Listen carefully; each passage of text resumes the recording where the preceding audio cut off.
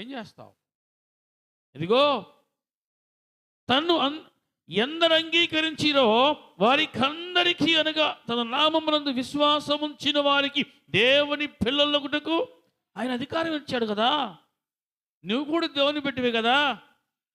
మరి నువ్వు లేచి చక్కగా ప్రతిరోజు నువ్వు ప్రార్థన చేస్తున్నావుగా. మరి నీకు ఎందుకు వస్తున్నాయి బాధలో? మరి నీకు ఎందుకు వస్తున్నాయి ఈ శోధనలో? మరి నీకు ఎందుకు వస్తున్నాయి ఈ రోగాలు? నువ్వు ప్రార్థన చేస్తున్నావుగా, నువ్వు కూడా దేవుని పెట్టివేగా అన్నాడు. శోధించాడు. ఏం చేస్తావు? నీకేమనిపించింది? వినండి, నీకేమనిపించింది? ప్రే దేవుని బిడ్డలారా, యేసు ప్రభువు వారు ఉపవాసం ఉంటున్న క్రమములో 40 దినములు ఆత్మచేత నడిపించబడుతూ ఉన్నాడు.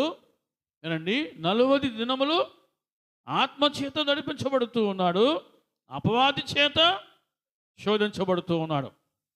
ఆయన గెలిచాడా, ఓడిపోయాడా? ఎందుకు గెలిచాడు? అపవాది యొక్క కుతంత్రములను ఎరిగినవాడు కాబట్టి.